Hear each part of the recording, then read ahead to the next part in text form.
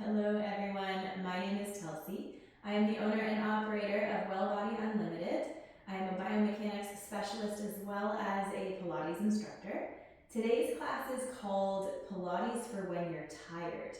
This is a great class for when you're looking to feel connected to your body, but you don't have the level of rest and recovery that you may need to do something more exerting. We will go through some neurological techniques to wake up the brain and the body and their connections within, as well as going through some of the contemporary Pilates repertoire of foundational movements. So, without further ado, we'll get started. Today, if you have a Pilates squishy ball, have that handy. If you don't, a pillow from your couch, like a throw pillow, would do just fine. So get that and then come back, okay? So we're going to start today's class just analyzing and assessing the body. So we're going to do that lying down so that we can come back to this lying down posture at the end and see how we feel. So go right ahead and lay on your back. You take all the time you need to get down. And then while you're here, once you arrive, just take a big breath. And sigh that breath out. And I just want you to notice how it is you've landed. So do a little body scan from foot to head to fingertips. And just notice any sensations that might be showing up in your body. There's no right or wrong way to be here. We're just gathering information so that we can come back here at the end and notice what's different. So if you need more time, feel free to pause the video, scanning the body, and when you're ready to move on, you can press play again. So from here, I'll have you just place your feet on the mat. And let's just start with some breathing. So take your hands and place them on your rib cage. And you're going to take a breath in through your nose and out through your nose. And you keep breathing like that. And right now, just noticing kind of the natural movement, or perhaps lack thereof, within your ribs, so where your hands are. So breathing in and out through the nose. And now let's intentionally move the ribs. So a lot of instructors and teachers will call this lateral ribcage breathing, which is as it sounds. You're going to breathe in and send your ribs out to the sides. And as you breathe out, just allow your ribs to settle. And breathe in, ribs out to the sides. And as you breathe out, the ribs just settle. You can keep breathing like this and maybe imagine an accordion as it moves out and in, right? Your ribs are moving out and in just the same. You keep breathing like this, but then imagine not only that you have hands on your front ribs where they are, but can you imagine that you've got a set of hands on the back side of your ribs, exactly opposite to where they are on your front ribs? Can you breathe into those imaginary hands as well? So now we're getting breath 360 degrees around the rib cage. So you go ahead, in and out through the nose, finding this full expansion through your ribs. And a complete softening as you exhale, just letting your body weight sink into the mat. So keep breathing a few more times. We're exercising the diaphragm right now, which is your main breathing muscle that lives underneath your rib cage. And in our Pilates repertoire, we look at the diaphragm as part of your deep core, or some would call it your powerhouse. So we are doing a version of core work right now, just by practicing breathing. So you can feel justified that you're doing Pilates right now. You're finding your center, and we're connecting to our Pilates principle of breath. So do a couple more breaths, expanding the ribs, and softening. And we'll do one more breath like that. And soften. start to connect to the brain. So you can have your hands wherever they feel comfortable. And I'm going to get you to start to feel your feet on the mat. So if you're wearing socks or slippers, just notice the textures underneath your feet. Or if your feet are just on the mat, you can notice the texture of your mat. And then I want you to start to wiggle your toes. So just play with your toes. Just wiggle, lift, and lower. So there's a lobe in our brain. It's called your parietal lobe, and it lifts to kind of the back of the brain. It's in the middle of the brain, but a little bit back behind your ears. And it holds what we call a body schema, which is just this map, kind of like a GPS of your body in your brain. So this body map in your brain ideally has the biggest areas actually for your feet, hands, and face, specifically your jaw. And sometimes we get a little bit backwards in that body schema because life doesn't give us a lot of opportunities to fixate on our feet, hands, and jaw anymore. So let's update your body's map by wiggling the toes and saying, hey brain, here they are, right? And as you wiggle the toes, you may actually feel the neuromuscular connection up your legs. So notice what I mean by that is little activations of the muscles of your legs, or maybe in your shins or around your ankle or in your calves, back of your shins. You might notice that as you wiggle your toes. So really, we're working a lot more than just wiggling the toes. And now keep your toes down. You might want to walk your feet in a little closer and lift your heels and then set them down. Lift the heels and set them down. Now I'd ask that you kind of, if it feels okay for your body, can you thud your heels down? So just drop them. It's a lift and then thud. Lift and then thud. So just noticing the feeling, right? The ripples up the body, noticing the heaviness, the landing, the sensation of your heel touching the surface it's landing upon. Lifting and lowering. Lifting and lowering, keeping that thud so that we can really light up the receptors of your feet, right? Okay, now your heels will stay down, and we're going to start to flex the feet towards these shin bones, the tops of the feet pull up. Try to keep your toes relaxed, okay? And then set your feet back down. So we lift the feet up, keep the heels down, toes relaxed, and then set the feet down. So really, we're working on the crease of your ankles. We're starting to flex the feet. We're shortening the muscles on the front of your ankles and shins. They're called, well, one of them anyway, is called your tibialis anterior. It's one of the strongest, biggest muscles that help flex the foot like this. And it's working up the front of your shin. It's a great muscle to strengthen if you're someone who struggles with sensitive knees or stiff feet, which is a lot of us out there. So take care of yourself. Lifting and lowering. And now, keep your feet relaxed down for a second. We're going to lift both heels, and then we're going to set both heels down and then flex both feet. So we're alternating now. Set the toes down, lift the heels.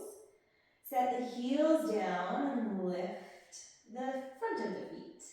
So back and forth, and I ask that you tune into your upper body as you go back and forth, because sometimes we can build tension here we don't even notice because of the connections of the fascial networks, which is your body's connective tissue, landing at the end points in your neck and head, and then the other end is at your feet. So sometimes if we have tension through any part of our fascia, when we move our feet, it can really be felt around the neck and shoulders.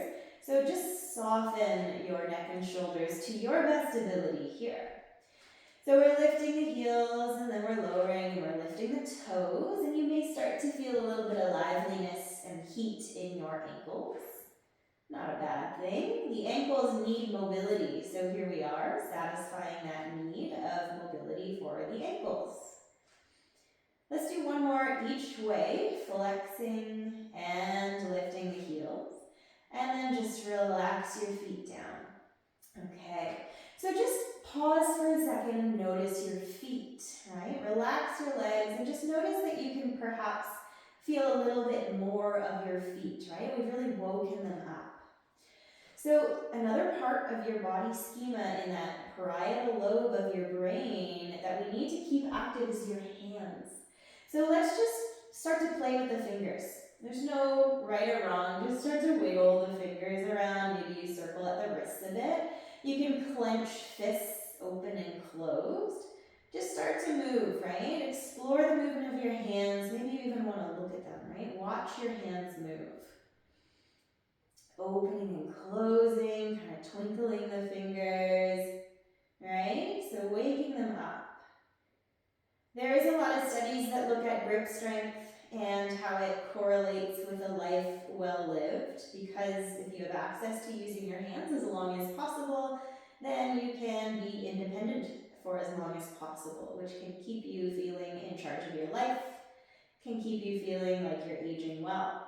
From here, you guys, if you're not looking at your hands, bring your hands into your vision, so just kind of above your face. Try to keep all your fingers still except your thumbs, and we're going to start to circle the thumbs around. So circling the thumbs, circling the thumbs. If you can't see from this angle, it looks like this. So just tracing circles. But the other fingers are as still as you can keep them, okay? They're not stiff, but they're just not moving. Circle the thumbs the opposite direction. So just giving your hands and feet some love. They often get kind of forgotten about in, workouts that have more vigor because there's so many other places of the body that we can work. Okay, let's go into the pointer fingers. So the second finger of the hand, just after between thumb and middle finger. Start to circle around. Your goal is to keep the other fingers as still as possible. You may find an element of comedy with attempting that as we move more towards the pinky finger, but you'll do your best. And then let's circle the opposite way with these index fingers, or your first fingers, your pointer fingers. Great. And then let's try the middle fingers. So circling your middle fingers around. Notice if your neck and shoulders get tense here, the nerves of your fingers run all the way up your arms and into your neck. So keep them soft, the neck and shoulders, so that we can access the hands as best as possible. Great, let's circle the other way if we haven't already. Okay, and then we'll move to the ring finger, which is not the easiest finger to move in isolation, so you may learn that now, but I promise as you practice this, you do get better. And you may start to actually feel the muscles of your palms activating. You will definitely feel the muscles in your forearms as well. So now we're starting to support the wrists and elbows by moving your fingers. Okay, pinky fingers, start to circle and circle and circle. Trying your best to keep ring fingers still. They like to move with the pinkies. Good. And then let's circle the pinky fingers the other way. Good. Soften your shoulders, broaden your collarbones, keep it easy through your torso. Great. And then just start to open and close your hands. You can kind of flick them open, and then let's just shake them. Shake, shake, shake, shake, shake, shake. Okay, and then just relax your hands down. You can go palms up or palms down, but just notice, keep them still, and maybe you can feel a bit of buzzing around your hands, right? We've lit them up, we woke them up. Okay, now we're going to start to soften the muscles through the face, the back of the head, and the front of the throat by using your eyes. The disclaimer with this next series is that if you've had any head injury, concussion, car accident, whiplash, vertigo, things like that, you may want to skip this part. If it brings up any sensation of vertigo or nausea, that's a surefire sign that we need to just skip past this part, okay? Maybe one day you'll feel ready for it.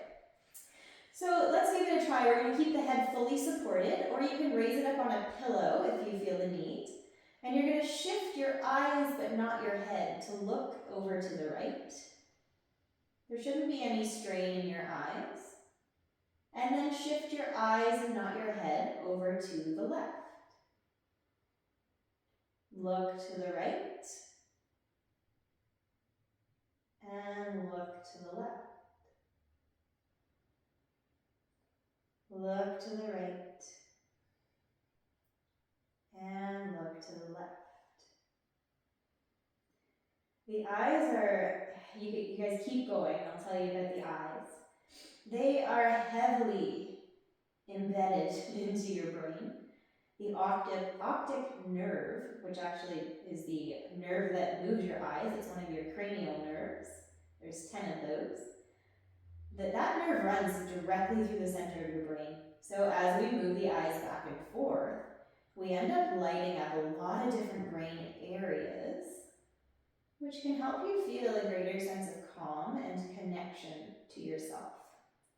So moving your eyes side to side and kind of looking at your room side to side does a lot of different things. It can help relax your nervous system. You may start to feel that right now, kind of a softening of your body, a heaviness on the mat, maybe a desire to yawn or swallow.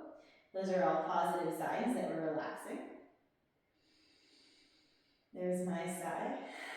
But also the muscles that operate the eyes as we look back and forth, they live in a lot of different places. They run down the side of your face into the front of your throat. And they're the same muscles that actually help you swallow. So they insert to the same muscles.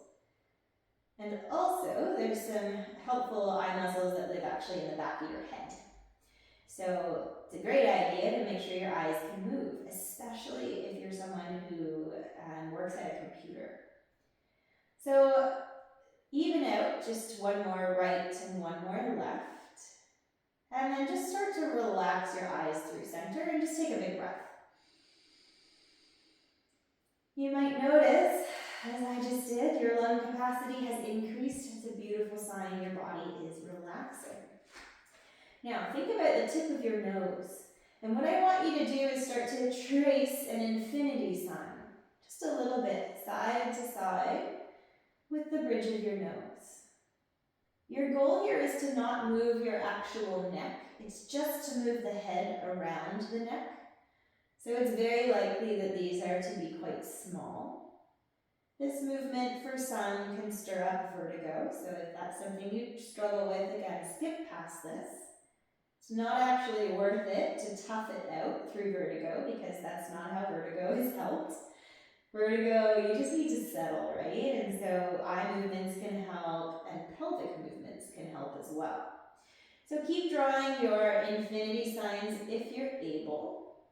You could also, if you need to just do some of those rib cage breaths again, you could go there instead while the rest of us do our infinity signs. Now, let's go backwards. So start to trace the opposite way. It's likely this way will feel less natural to you. We always choose the path of least resistance with the body, and so typically the second side of something is often the side we feel a little clumsy on, which is great for helping with training coordination, which will help light up a few different areas in your brain. So bring your head back to the center point here of your infinity sign and just relax everything. Okay? So we've worked with the feet, the hands, and the head in sort of a neurological framework to take care of satisfying that body schema, right? And now we're going to go into some of the contemporary foundational movements of contemporary Pilates. So hands on your pelvis, and we're going to go into some pelvic tilts, we call them. So you can imagine there's a bowl of water right on the front of your pelvis here. And we're going to tip the pelvis towards the rib cage to pour gently some of that water towards your belly button. And you may feel a little sense of decompression in your low back. That might feel nice for some of you. And then you're going to tilt your pelvis back level, so that bowl of water is level. And then we're going to tilt the pelvis towards your thighs, spilling some water down towards your tailbone. And we're going to roll back and forth, tilting the pelvis towards your rib cage and towards your thighs. And I want you to feel that it's your pelvis moving, not that it's your feet or head drilling into the ground to cause movement of your pelvis. So feel that this is led by the muscles around your pelvis. Now that said, nothing needs to be gripping or squeezing today. We're focused on our Pilates principle of fluidity. So if we grip and squeeze muscles, sometimes we get in the way of our own fluidity. And if we keep this movement easy as we tilt forward and back, you may notice that your entire spine, all the way up to the base of your head, is moving. So allowing that to happen, we're kind of undulating the spine, right? There's a muscle, or there's a set of muscles that run up the spine called your multifidi, or multifidus would be one of them, but there's a whole bunch. And those are the muscles that help articulate the vertebra of the spine, bone by bone. And in our Pilates language, when we talk about your powerhouse or your inner unit, the inner unit core is the diaphragm, the multifidus, they're multifidi, so we're working that right now. The pelvic floor, so the muscles beneath you, under your pelvis. And then your transverse abdominis, which is kind of like the muscles you feel when you do a plank. So we've already hit 2 parts of your inner unit today, so we're doing core work right here too. We're also mobilizing the hips, so if your hands are on your pelvis, you can feel in the creases of your hips how we're changing the shape of them. When you tilt your pelvis towards your rib cage, we're opening up the front hip flexors a little bit. And when we tilt the pelvis towards the thighs, we're opening up the back hip extensors a little bit. Kind of flossing them out is what we call that. So let's bring in breath and fluidity together to satisfy 2 of our Pilates principles. We'll breathe in as we tilt one way. You can choose what feels best. And breathe out as you tilt the other way. So just really allowing for flow up the spine. We are repeating this for quite some time here just to really show the muscles up the spine how they can work. And hopefully you can find some level of kind of flow state, right? As we rep back and forth, you can find some ease and some peace about this. So bring yourself back to what would be a neutral pelvis. You're going to take your hands up towards the ceiling and you'll press them together like praying hands.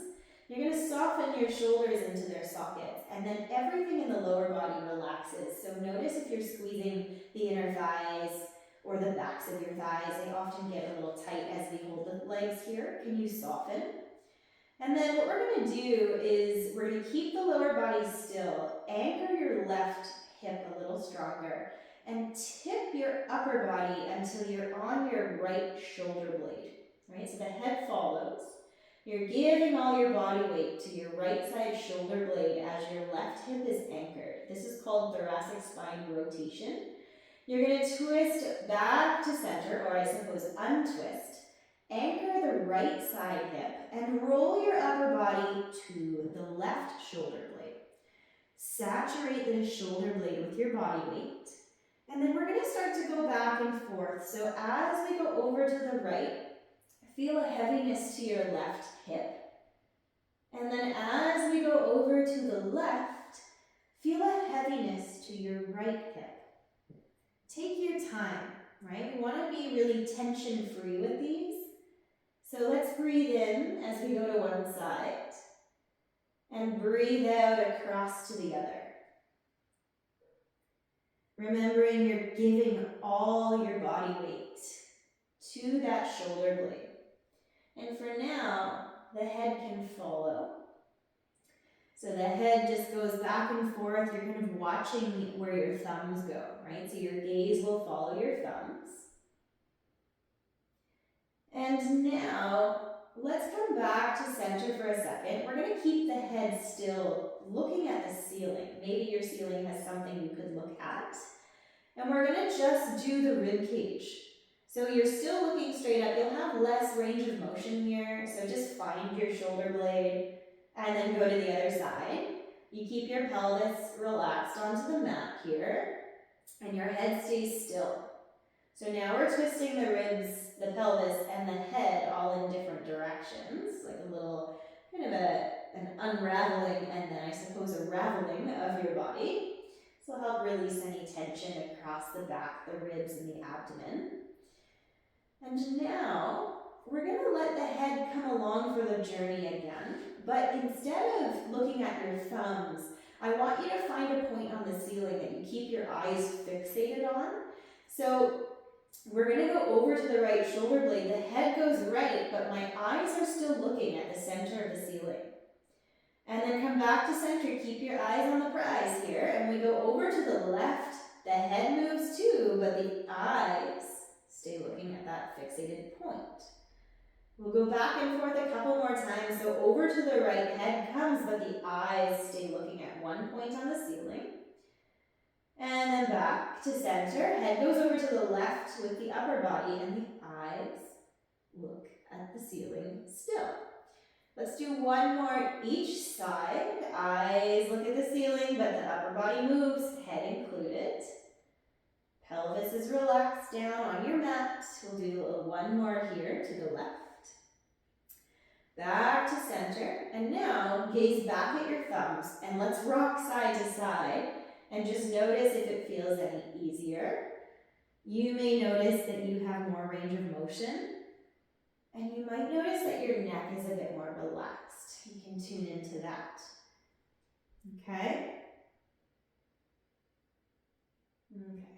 So we'll do one more over here to the left, and then you can come back through center. I'm going to have you just roll over to your side so that you can press yourself up to seated. Okay? We'll do a little bit of work seated, and then we'll use our ball or pillow to finish off today, okay?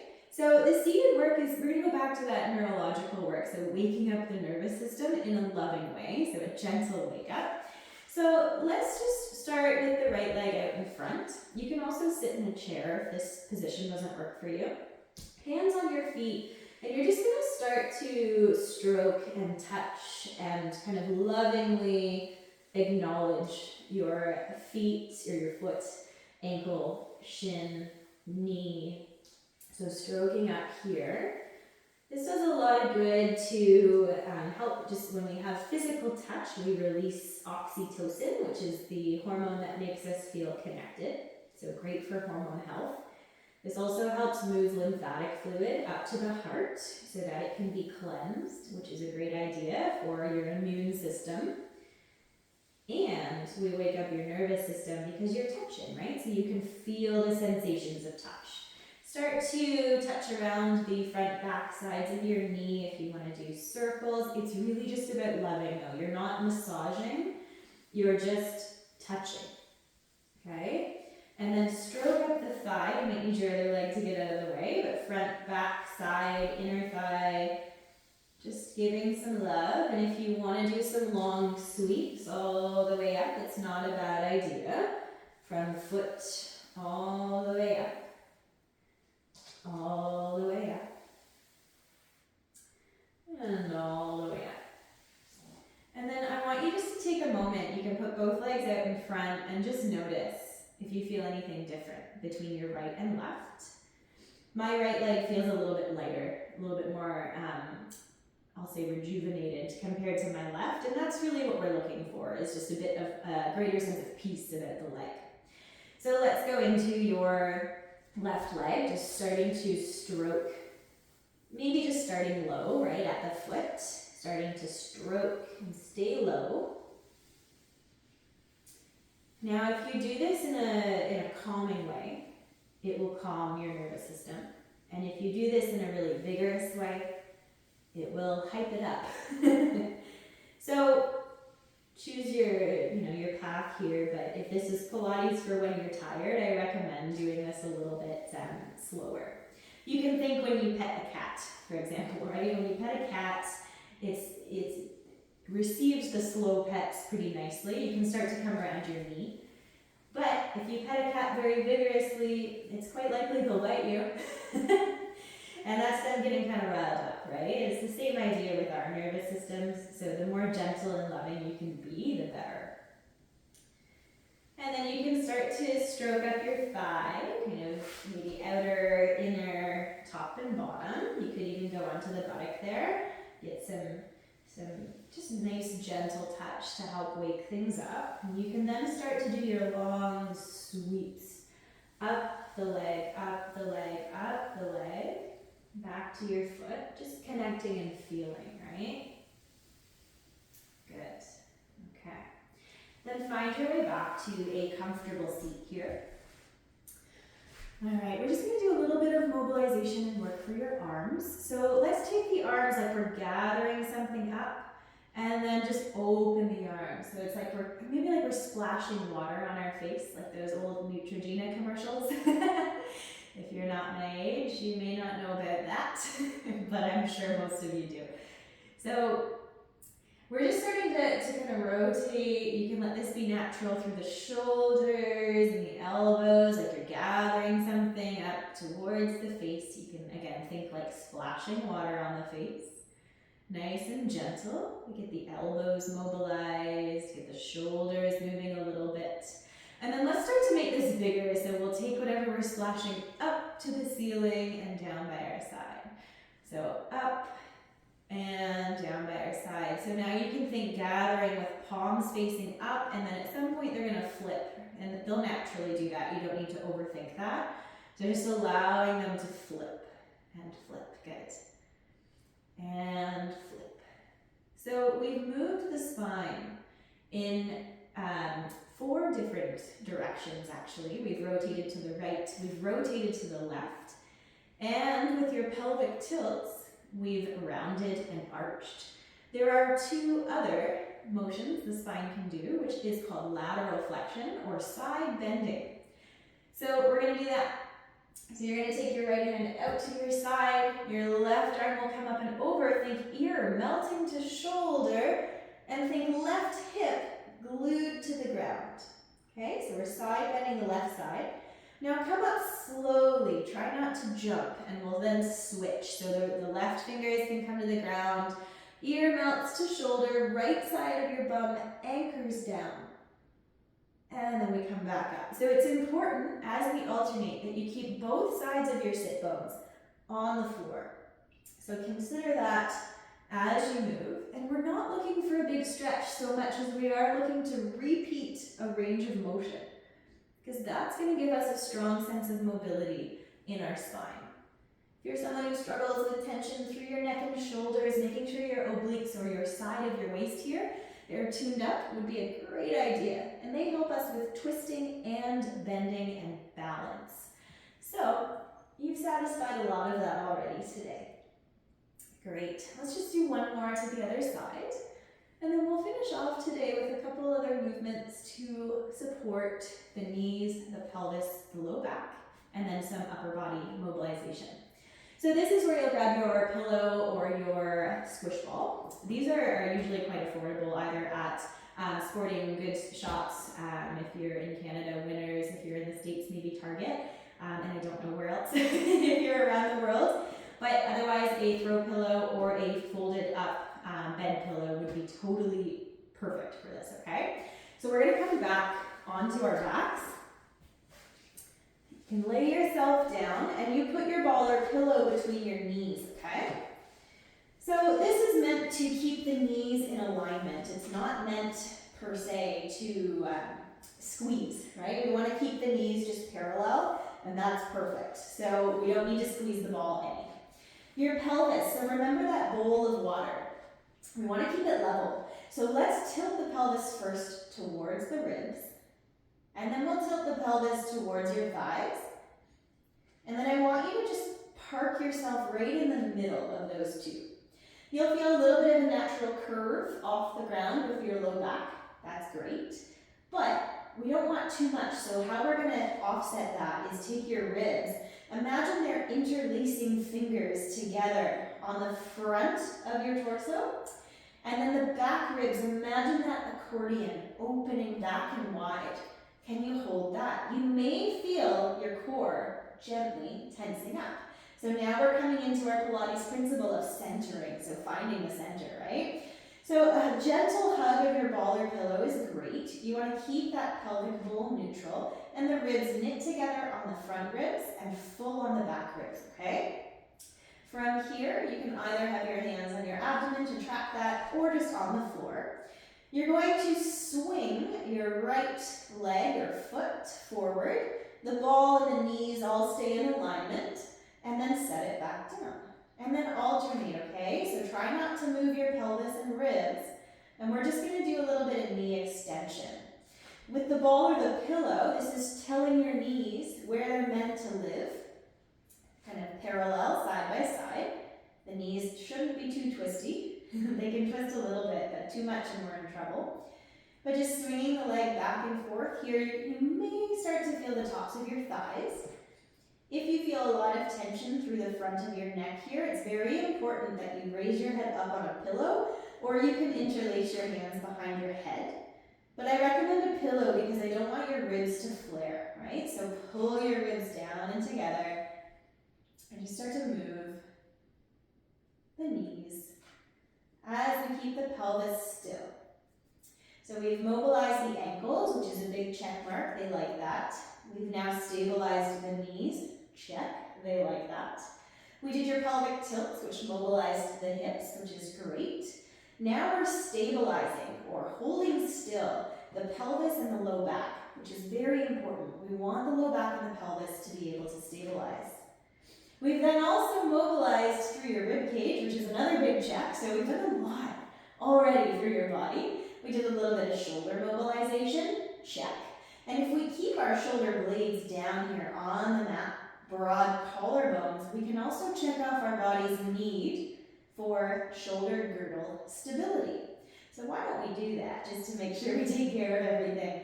Hold your arms up to the ceiling, but plug your shoulder blades into the mat, just gently, so that you can feel all of your shoulder blade on the mat and your collarbones broad.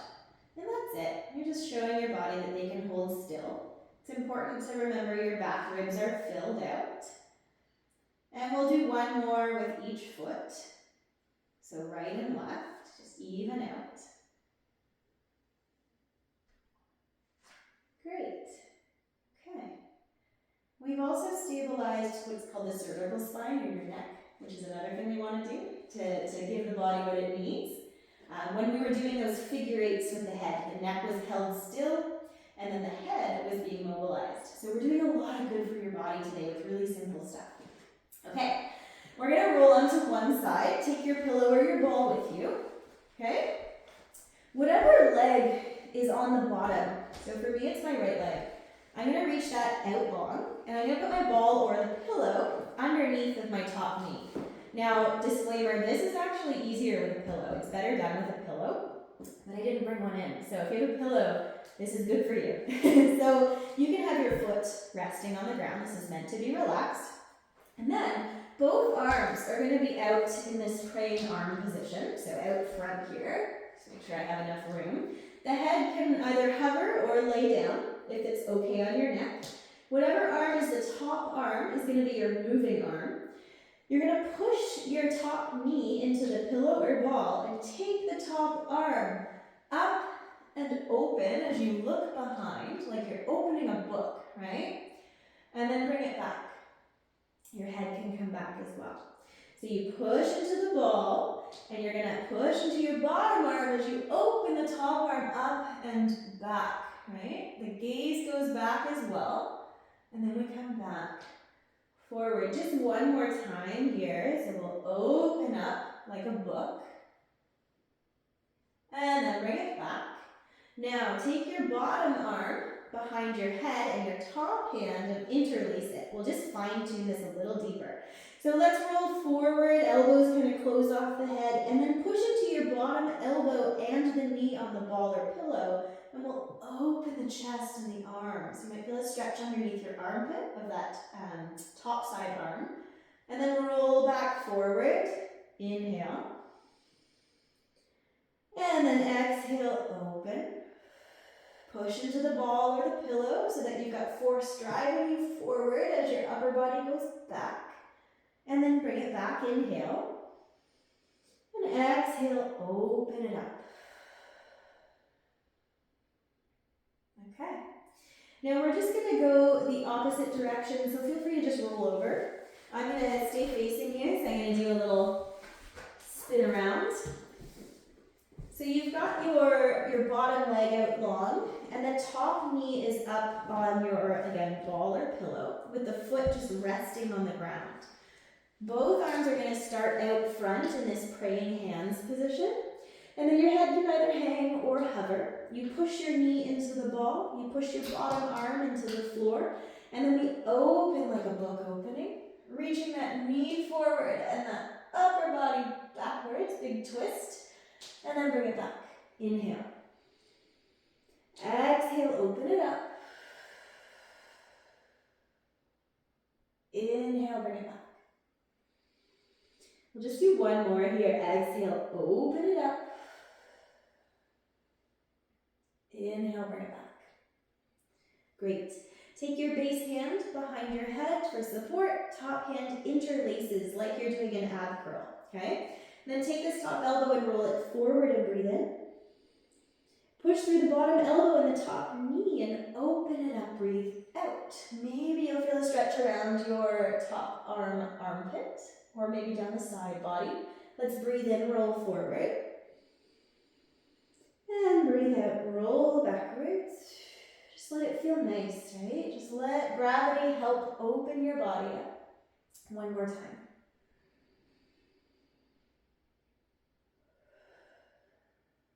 Good. And then you can bring yourself back. Take the ball or pillow, and we're done with that for today. So I'm just going to set mine aside over this way and roll it away. Maybe it'll stay. And then I just want you to lay on your back. I want you to remember back to how you began class. I asked you to do a bit of a body scan to see how you were feeling when you started class. And so now that we're back to the same position, notice how you feel.